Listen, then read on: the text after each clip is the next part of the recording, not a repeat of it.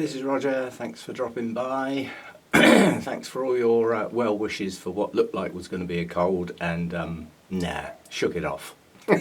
Gone.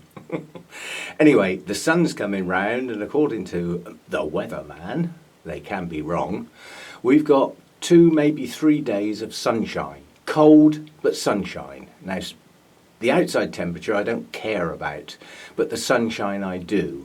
When I get the sunshine round here, I get bright light. It lights up my blooms. I love it. And in addition to that, it warms this place up. So now is an ideal time to put up with soaking wet plants, because at least during the daytime they're going to get better temperatures to help them dry off a bit quicker. So we're back into the soaking game, we're back into the flushing game. It has to be done, and it's a continuous process until I'm happy that it's finished. So basically, last time was a bit of a shambles. I didn't have enough water, didn't have enough space, and it was tedious. So I've got organised. Yeah, I got 2 of these. That's RO water. It's been sat in front of the radiator. It's tepid. It's fine. And I have somewhere for the wastewater to go. Yeah. That means I haven't got to move. All I've got to do is pick up plants, do it, put them down again. So I'll just set the tripod up for a minute, because again, maybe people haven't seen this sort of thing. And I'll do a couple. They're all queued up here ready. Restrepias first. And I'll just do it give it a quick go, basically. You see the process. It'll be so much faster. I've got my Vander bucket full right up to the brim with more RO water, and all my containers are full. I won't run out. And then by the time I finish today's session, I can get the RO unit on and do it again and get ready for tomorrow and move around the shelves as I go. And because I've got enough water now, the plants are going to get soaking wet whether I like it or not. It's the only way to flush. You really got to soak them. And what I'm going to do is go round twice. Yeah? So I will soak the plant, give it a good flush, and then put it down, and then come back and do that plant again today. That's the job done in one day. And then the next time they come round to their regular watering, I'll do it again, more as a precautionary thing. Then I can get back into the feeding and flushing cycle proper.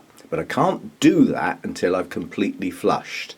And while I'm going round today, I'm also marking plants due to be repotted in my notes. I just put them in red, repot. And it reminds me, you know, there's a lot of plants. There's 200 odd plants in here. I can't remember which ones were done when without my notes. And my notes tell me this one's been in this pot long enough. It needs to come out and have some nice fresh media, but not now in the middle of January. So it's in preparation for a better time of year. If I see any emergency repots, then we may be playing in the kitchen again. But until then, anyway, I'll set this tripod up, do a couple, short and sweet. Okay, here we go then. Essential equipment, clean RO water, somewhere for the water to drain, yeah, and just get thrown away basically. Something to pour water with, and some unicorn juice. It's quite early in the day, I'm going to need a bit of that. There's going to be water everywhere, so I've moved electrical equipment like the heater and my little air cleaner out of the way so they don't get splashed. And the electrics on the fan are out of the way because they're high up. Right, simple process. Oh, here we go. Nice little Restrepia. Don't know whether that bloom's coming or going, but blooms don't matter at the moment. I see new growths coming. I see nice roots in the pot. Okay, this is good fast, but I always, if I pick a plant up, I always give it a look over. Yeah? Any bugs? Better flipping not be after all that stinky spray went everywhere. Nope, bug free as far as I can see. Flushing process. Water in the top. Nearly got it wrong, didn't I? More coffee. And the wastewater comes out the bottom. I don't like wasting water, but I have no choice.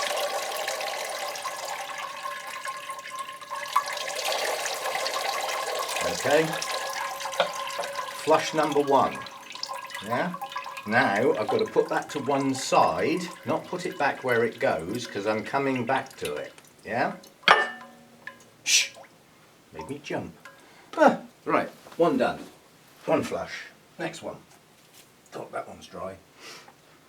Well, that is a bloom coming rather than going. Yep, another little Restrepia.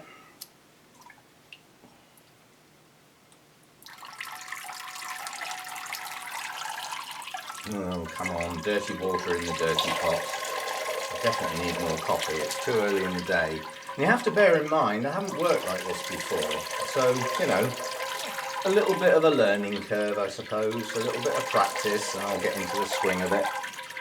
I can see that water going down at a fair old rate, but that's the game. It has to be done. So again, another good flush, out the way. What else we got? Another Restrepia, an awkward one. It's only an awkward one because it's in a clay pot. Not quite sure why that one's in a clay pot and the others aren't, but so be it. This one blooms continuously. It's very rarely out of bloom.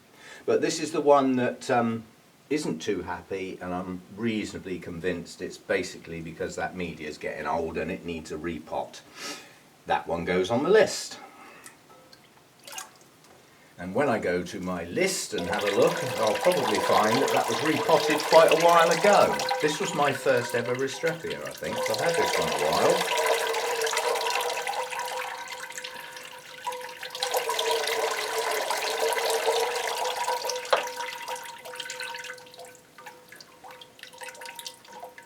Dribble, dribble, dribble. Another one out the way. Big one. This one's doing well. This hasn't long been repotted, and that's pushed out a load of roots. The pot's full of them. Good one. Nonetheless, it's not going to do any of them any good at all having a salt build-up in that pot where those delicate little fine roots are. And with Restrepias, the roots are incredibly fine.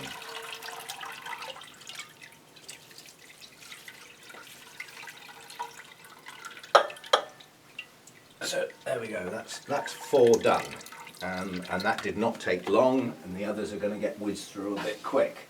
The time will be trying to find somewhere to put them and do enough that I've left enough time to get back and start the process again for the same plants. I don't want to put them all back on their shelves and then have to get them all out again because it's fiddly.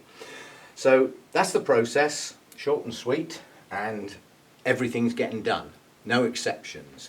There may be a couple of exceptions that are in new media and have only just been done, but there aren't many of those around. Those will only be things like emergency repots, and quite honestly I haven't had to do many of those lately. So that's it. And when I've done as much as I can stand, because it's tedious and I will get bored, so I'll get as far as I can with that process. Then I've got to switch back and go back to my mounts, because it's their turn. And the poor old Vanders got left out last time, so they have to be done today. But like I said, they're easy. They just get dunked in a bucket of clean water, left for a bit, given a shake. Any undissolved salts or anything that is sitting around on those roots will have become liquid form, and they'll dissolve in that large volume of water, and that's them done. They don't need to be thought of like that way again. Okay, so boy am I going to get wet. So that was it, short and sweet. That's the process. As I said, I will now repeat that process for the same plants. They're wet now, they can't get any wetter, and that moisture will dissolve any solids in the pot into that high volume of moisture, releasing it from whatever it was hanging on to. The next flush will get it out. So it's done in one. Hey, I've done a little rhyme.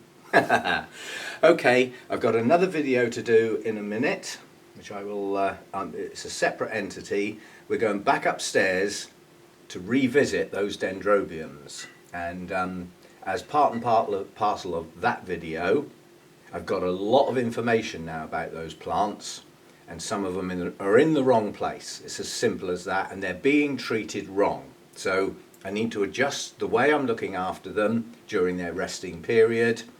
And as a part of that process, the young gentleman has just been so helpful. You know, he's gone away and got information for me, extracts out of a really technically detailed book on the whole of the Dendrobium genus. I'm going to try and get that book. So it's good stuff, you know, all weather information, environmental information and stuff like that, as well as the plants. And it puts the two together. That's what I've been after.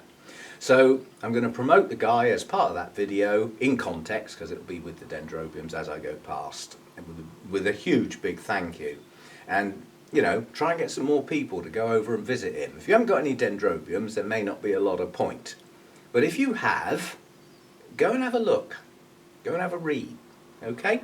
So I'll leave this one for now. Thanks for dropping by, and see you later in the day, probably. Okay, let's have a collective decision on panic or not panic. Now, I'm deliberately filming this at this angle because I'm hiding something. It's a secret. It's not a nice secret, is it? Now, Psychopsis hold their leaves a very long time, and that is the oldest bulb on the plant, therefore one of the oldest leaves. Round the back there is the second oldest leaf. Now, all of this muck on here is dry. It's not spreading, it's just looking as though it's getting worse, but it's self-contained on those two leaves. I had a problem. Now, I've got a feeling that I got a few spider mite on this one. Now, they got decked. That's not a big deal. I haven't got any outbreaks or anything like that. But, you know, the plant was never that happy. I'll tell you why. When I got it, it was bursting with life. It had 2 flower spikes, and it still has. This one's just pushing green, so that will flower. That one isn't got any green at the moment. But, you know, these have flowered many times, over and over again. But the last few flowers didn't last as long as others. Now, that's a little bit of a telltale sign, possibly. But nonetheless, when I got this plant, it was in a very small pot, and it could only be described as being potted in the most solid mass of decaying sphagnum moss that I have ever seen in my life. And I'd heard rumours that these little beasties do not like root disturbance. I've also heard others say that that's absolute cobblers, and you're much better off getting them out of rubbish media and setting them up in fresh media, and they'll take off. So a conflict, you know, what do? Go with one, go with the other. So I split the difference. I teased out some of that moss and left some there, because the good roots I could see were either near the top or round the outside. And I potted it on. I put it in a bigger pot with fresh media round the outside. Now you do have to bear in mind that the rubbish media, if it was badly contaminated and decaying, that's going to have spread those little bacteria and stuff that love breaking things down into the new media. So the new media becomes old media a lot quicker. Now, this one's down for an emergency repot. It's going to get dealt with. And I have I was just going to say a toothless bulb here. I have a leafless bulb here. So I have a sacrificial lamb. Now, I've got to look into this plant. There could be many reasons why that went. I mean, that could have just caught some sun badly. You know, it could have even been while I was sorting plants out, and I put it down and then went and had some breakfast or some, you know, and came back a couple of hours later, and that one just got stewed in the sun. But the leaf showed those signs. Okay, some of it's gone more yellow and some of it's gone more black, but the leaf next to it hasn't, and that's on the same bulb. So panic? Don't panic. Panicette, mini panic, yeah, and that bulb's only got one leaf. But what we do have, hey, the fogger's kicked in. Sorry, dog. In joke. I do have a new growth. Yeah. So that's going to get a repot quite soon. It won't be in the next few days simply because I have other things to do. But, you know, that's the sort of thing that throws people into a panic. You know, I don't do panic, I respond. And the response to this is I will take that leaf off, that one. I'm not sure about that one yet. Maybe. Probably. And put some cinnamon around the base of that leaf. Keep that little area dry. And I will hack that, trim gently that pseudobulb off so that I can see the rhizome. Now every time I do this, I come up with a negative response for the F word. But one day, my luck may break. Yeah? And this may be the one. Okay, so yeah, just a quick, you know, would you panic? Would you not panic? What would you do? Take it outside and put a flamethrower on it? Or in my case, fertilise the hedge. Give it a chance. Take the manky bits off, bit of cinnamon, repot it, and give it another go. You know what I'm going to do, don't you? I don't throw things away unnecessarily. And I love Psychopsis. I love the bloom. So, yeah, it'll be staying with some attention, though. Okay, that's just a quick look at what was hiding. It's not nice, is it? But it doesn't constitute a panic. Or it doesn't in my place, anyway. Okay, that's that one. Thought I'd better include a bit of science. Let's have a look at the TDS of this output water. This is the flushed water that's come out of, well, the latest flush water. And, yeah, the reading on that says Roger is overreacting. So we're now not like we were with the mounts, where we were getting very high readings from the flushing. So my determination now is it's the moss, because all the mounts have got moss on them, and some of those chucked out ridiculously amounts of salts from the flush, whereas the pots aren't. Most of my pots are either pure bark or bark with a little bit of moss, and to be fair, most of those were repotted last year sometime.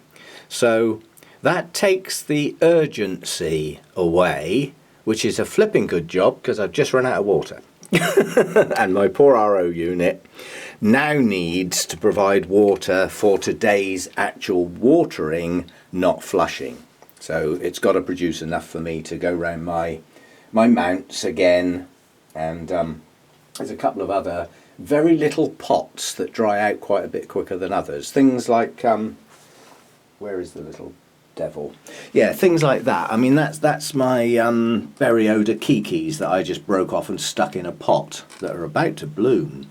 You know, but that's in pure bark in a very, very tiny pot. That dries out almost the day you water it, but certainly within 3 days it's getting dry. So it can't fit in with the others. It would stay dry too long. So, you know, I need enough RO water now to do today's daily chores. And I'll have some breakfast and possibly go and have a look at these dendrobiums. Look at that in the sunshine. Yay! That's one of the new ones from yesterday. It's a twinkle yellow in some, well, not my favourite media, but doesn't the sun do wonders for your whole well-being and your plants? Now don't panic because my plants are in the full sun. It's through the shade netting. Don't panic. Not having any panics today. We're having a leisurely day. But look what the sun does to the blooms. It just lights them up. Yeah. Okay, let's finish on my favourite that's out at the moment. It's not my all-time favourite, but as long as that one's out, there's going to be very little that can top that. Laelia anceps at its best, and the first ever blooms in this grow room. Quite honestly, I need more. So I've got a show coming up, RHS show. It's the sort of place.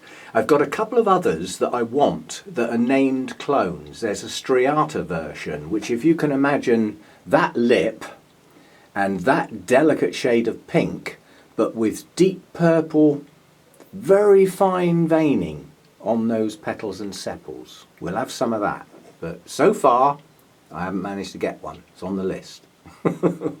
That list is getting big. I'm going to have to shift some of these plants. Coming soon. Okay, thanks for dropping by with this one. I'm going to go and play with dendrobiums while the RO unit tops up the facilities. Okay, thanks for dropping by. Just enjoy. That's what orchids are about, getting something like that. Beautiful. See you next time.